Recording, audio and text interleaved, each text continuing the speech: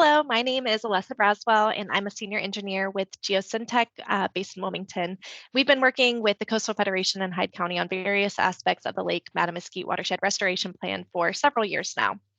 Our most recent efforts have been focused on evaluating dredging alternatives for Outfall Canal, and this presentation will give an update on that phase of work. So I'm going to go off screen now and get to the presentation.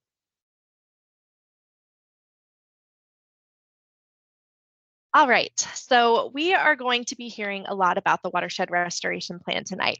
The plan was established in 2019 with three overarching goals: to protect the Hyde County way of life, actively manage lake water levels, and restore water quality and clarity of the lake.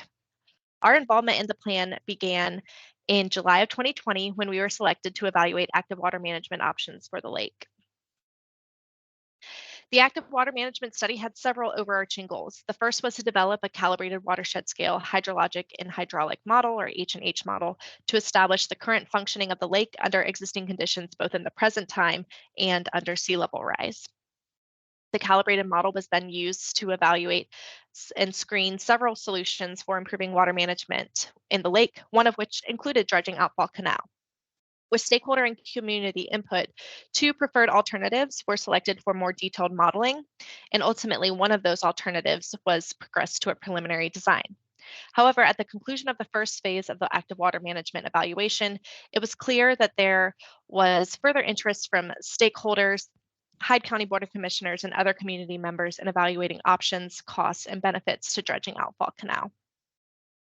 So that led us to phase two of the project, where our focus was evaluating 5 dredging alternatives for Outfall Canal. During our last public meeting, we were in the final stages of data collection and modeling assessments, and we're beginning to develop cost estimates for the dredging alternatives to compare to other potential projects in the watershed. Our update today will be focused on sharing results and conclusions from phase 2 of that study.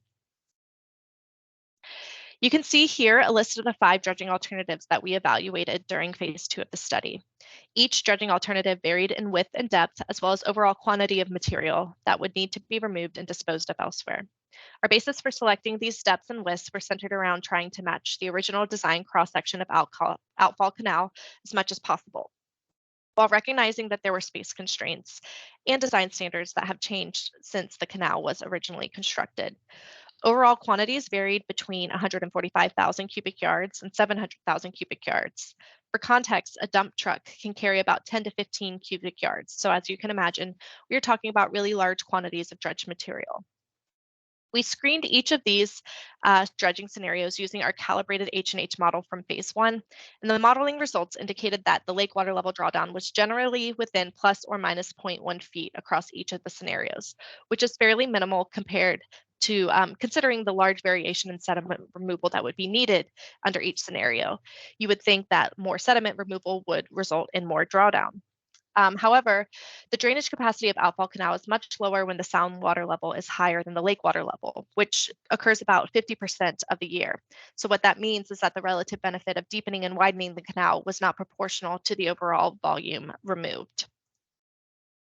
In order to perform a cost-benefit analysis comparing the Outfall Canal dredging alternatives to the other 2 alternatives identified in phase 1, we prepared cost estimates from a capital cost perspective as well as an annual O&M cost perspective.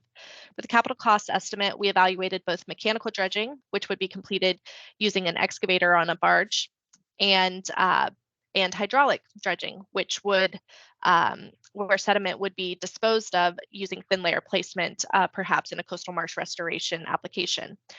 As you can see, the capital costs varied widely among the dredging alternatives, ranging from $3 million to $22 million, and was generally correlated with the volume removed in the dredging scenario. So the deepest and widest dredging scenario had the overall highest capital costs.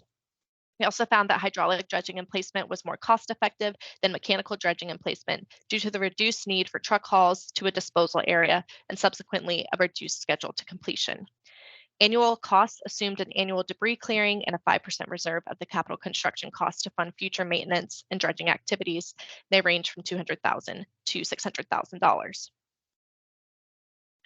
We ultimately use these evaluations to compare the costs and benefits of dredging Outfall Canal to the proposed alternatives evaluated in phase 1 of the active water management study. So let's review these alternatives that were selected during phase 1. The first alternative on the left is the sheet flow sites alternative, which proposed pumping water north of the Lake Mattamuskeet watershed to constructed wetlands, that would ultimately discharge to the Alligator River. This alternative dispersed approximately 600,000 gallons per minute of flow from the lake towards six sheet flow sites that ranged in size from less than 100 acres to more than 10,000 acres. The capital cost to construct all 6 sheet flow sites were estimated at $13 million to $23 million, and annual costs were estimated at around $3 million. The second engineered alternative that was ultimately progressed to a preliminary design included improving canals that formerly connected to the Lake Mattamuskeet watershed to the adjacent privately owned drainage districts. The additional volume transferred from the lake to the drainage network of the adjacent drainage districts would be controlled with an adjustable weir structure and pumped out via upgraded or new pump stations within the drainage districts. While the evaluation of this alternative did not directly evaluate water quality treatment through constructed wetlands, the location of the canals lend themselves to having a portion of the flow diverted to constructed wetlands for water quality treatment. Capital costs were estimated at between $6.5 to $12 million, with an annual O&M cost estimate of $1 million. So on this slide, you will see kind of the purpose of the study. So in a comparison of the lake water level drawdown over time for various alternatives under 2 simulation scenarios. The simulation on the left represents a 10-year design storm. And for this simulation, the soundside water level is generally higher than the lake, and therefore the drainage capacity of Outfall Canal is limited. The second scenario that we looked at was the winter 2021 period, which was a period of time where the sound level was generally lower than the lake, and therefore there was more potential for Outfall Canal to drain by gravity. We selected these 2 scenarios to provide upper and lower bounds of what might be expected under various watershed conditions. From the top to the bottom, we have the no action alternative in green, which represents existing conditions. The Outfall Canal dredging scenario in purple. The sheet flow sites are represented in gray, and the gravity drained canal sites alternative is represented in blue. As you can see, the greatest benefit in lake water level drawdown under both scenarios is the gravity drain canals alternatives. This is because this alternative drains lake water to the north and is therefore less restricted by the soundside boundary condition, under the assumption that the drainage district water levels are maintained a minimum of 1 to 2 feet lower than the lake water level. Under the 10-year design storm scenario, the pumping proposed under the sheet flow sites alternatives improved lake water drawdown compared to dredging Outfall Canal. And this is cyclical pumping that is occurring to account for the constructed wetlands needing time for actual treatment. The difference between those 2 alternatives was less pronounced in the winter 2021 period simulation. And again, this is due to the increased drainage capacity of the canal during the winter 2021 period when the sound water level was lower than the lake water level. So this suggests that the gravity drain canals, while most effective in drawing lake water level down during favorable conditions for drainage from Outfall Canal, the sheet flow sites, and dredging Outfall Canal do perform similarly. To look at this quantitatively, this slide presents a side-by-side comparison of the costs and benefits for each alternative when fully implemented. The estimated capital costs are in the top row, and the immediate benefit of the lake water level drawdown that was modeled during each design storm simulation, so that's the difference between the peak water level and the ending water level, is presented in the next 2 rows. Dredging Outfall Canal is expected to cost between $8 and $17 million upfront, which falls in between the estimated total capital costs for the other 2 alternatives. And dredging the canal results in a similar water level drawdown to the sheet flow site scenario, particularly in that winter 2021 period, as we saw on the previous slide. But it only improves drawdown from the no action scenario by about 0.1 feet. So we can see, differential for no action is 0.32, Outfall Canal is 0.43, same thing for the 10-year design storm. So the gravity drain canals option, on the other hand, doubles the water level drawdown from the other 2 scenarios, so 0.8 to 0.7. And results in 2 to 4 times more drawdown than the no action scenario. The bottom 3 rows represent annual O&M costs and benefits. To evaluate the ongoing benefit to the lake for each of these alternatives on an annual basis, we were able to translate the lake water level drawdown to an additional volume of lake water that would be managed annually under each alternative compared to existing conditions. Cost benefit metric on the bottom row represents the additional cost per acre foot of water managed for each scenario.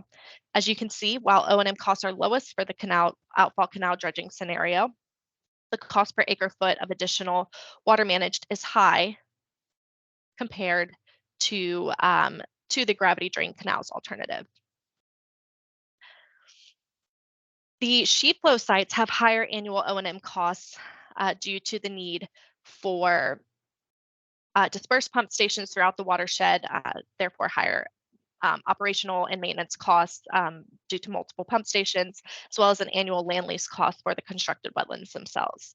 So the overall takeaway from the phase 2 study is that the gravity drain canals alternative is the most cost-effective alternative in improving lake water level drawdown. But it is apparent that there's a benefit expected from each alternative if implemented fully. So we're definitely seeing drawdown and improvement compared to the existing conditions scenario. So now that we've concluded phase 2 of the study, we have a clearer understanding of the impacts that dredging Outfall Canal will have on the lake watershed. Reiterating what I just said, the evaluation shows that the preferred alternatives from phase 1 and phase 2, if implemented fully, will improve drawdown compared to existing conditions. But the gravity drain canals alternative results in more annual drawdown than the dredging alternatives and the sheet flow sites. This does suggest that we should continue evaluating all of these conditions.